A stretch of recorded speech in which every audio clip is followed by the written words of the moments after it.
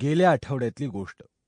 हिंदुस्थानी भाई उर्फ विकास फाटक या इंस्टाग्रामवरील एका इन्फ्लुएन्सरनं आपल्या हँडलवरून आवाहन केलं आणि मुंबईच्या रस्त्यावर 10वी आणि 12वीची शेकडो मुलं रस्त्यावर उतरली.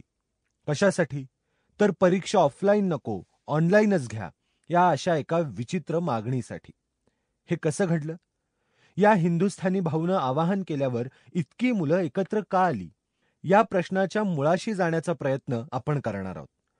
10 वर्षांपूर्वी सोशल मीडियावरून अरब क्रांती घडली, पण ती निदान अन्यायाविरुद्ध होती. काही वर्षांनी तिचाही बिमोड झाला. सोशल मीडियाची ताकद किती असू शकते हे या क्रांतीनं दाखवून दिलं.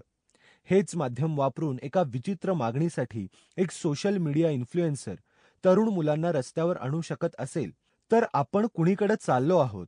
आपली वाटचाल एका अराजकतेकडे तर चालू नाहीये ना?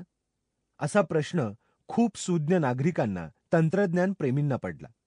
त्याहून महत्वाचा प्रश्न असा आहे की असं नक्की काय आहे की त्या हिंदुस्थानी भाऊसाठी, व्हर्च्युअल जगातल्या एका माणसासाठी ही एवढी मुलं खऱ्या जगात रस्त्यावर यायला धजावली? याचं उत्तर आहे अख्ख्या सोशल मीडियाच्या डिझाईनमध्ये, त्याच्या अल्गोरिदममध्ये. तुम्हाला माहिती असेल की एखादा व्हिडिओ आपण बघितला किंवा लाईक केलं तर सतत त्याच प्रकारचे, त्याच माणसाचे व्हिडिओ तुमच्या वॉलवर, तुमच्या इंस्टाग्राम रीलवर येऊ लागतात.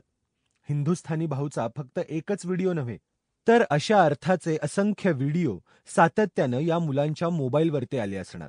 आणि तो म्हणतोय तेच खरं हे लोकांना वाटायला नक्कीच वाव मिळाला असणार. त्यातून हे शक्य झालं.